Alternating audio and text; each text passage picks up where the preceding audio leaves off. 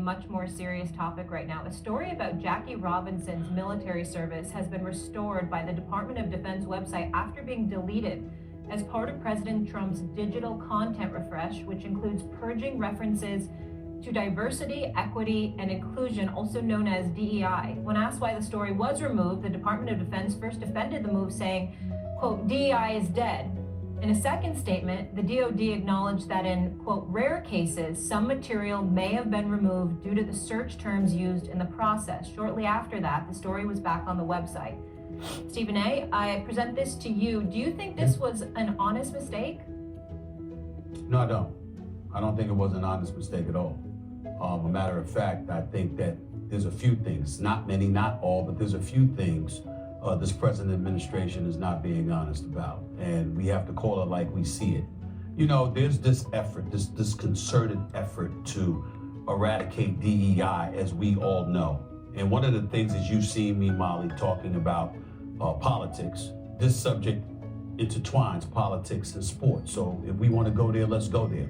You know, they want to eradicate DEI programs and what have you. And what I've said to folks, particularly on the side of the GOP, it's very, very simple.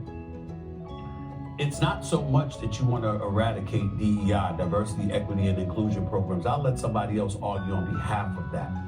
What I like to focus on is how dare you try to ignore the reason for its existence in the first place. Similar to civil rights legislation in 1964, similar to things like affirmative action, similar to things like the Rooney Rule in the National Football League, etc. How dare you try to get away with highlighting why it needed to exist in the first place? It was because of the iniquities of folks in the United States of America, primarily the white power structure that exists. It is a fact. It is known throughout history that it is a fact.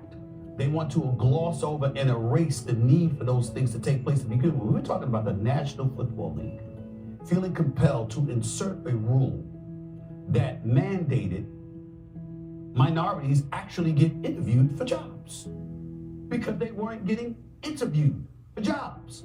And so now you see a movement clearly provoked by a lot of folks on the side of the GOP.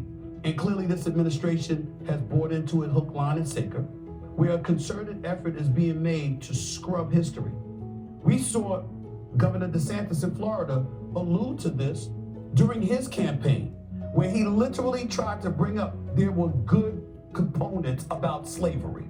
This is some utterly ridiculous stuff. I don't give a damn what you think you can find for it. When it involves rape, murder, mutilization, and other things like that, how dare you even try to find something positive about such heinous acts and actions that have taken place in this country's history? And so now we have an administration in place that has seemed to go on about the business of trying to scrub history to the point where you have Jackie Robinson, who integrated Major League Baseball, who served in the United States military and departed with honor.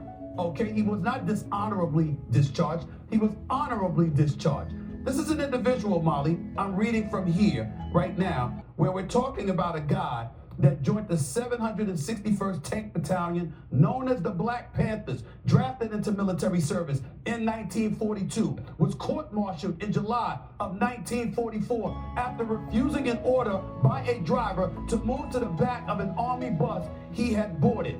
Yet and still, we see on the website for the Pentagon yesterday, page not found for a vast majority of the day before it was reinstated. And nobody is calling out the President Donald Trump. I will.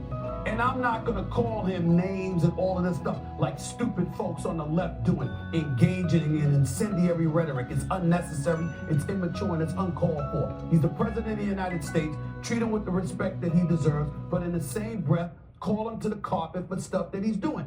This is the same Donald Trump that looked at folks during the campaign in 2015 and 2024. And he said, what do you got to lose? Okay? Well, guess what? He won the popular vote. He won the electoral college vote. He won every swing state, okay? And in the process, his numbers improved from 2020 to 2024 with young blacks, young Hispanics, okay, and young voters, with blacks, Hispanics, and young voters overall. You forgetting about those people now that you're in office, President Trump?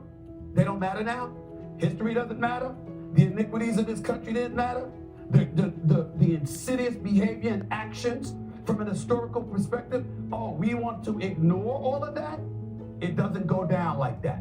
You know, many people on the left, and I'm disgusted with them and what they've done. They lost this election, okay? And they have nobody but themselves to blame because they prioritized things they didn't need to prioritize. But even in the midst of saying all of that, one has to acknowledge that when you look at the actions of this administration and you're talking about DEI, diversity, equity, and inclusion, and you're equating that with black people, and you're using words like unqualified. Remember, he blamed DEI when a plane crashed, in the immediate aftermath of the plane crash in D.C., colliding with the helicopter, where lives were lost. The first word that came out of President Trump's mouth was DEI. What evidence do you have, President Trump? He had none. Admitted he had none, but still lent itself to DEI. Pete Hegseth is the head of the Defense Department. He has served our country with honor. I am not trying to knock him or denigrate him in any way. We gotta root for our elected politicians or the people that they assign to departments and wish them nothing but the best in America's best interest. But the fact of the matter is, how is he not DEI? He was a soldier, and then he was a host on Fox News on the weekends. And he goes from that to being the head of the Defense Department that oversees more than 3.5 million people. How in the hell do you go from being a weekend host to being the head of over 3.5 million people for the Defense Department of the United States? He happens to be white, and we don't mention DEI when it comes to him. Why not? The biggest beneficiaries of affirmative action and DEI, some would argue, are white women. How come we don't mention that? Why is it always attached to black people?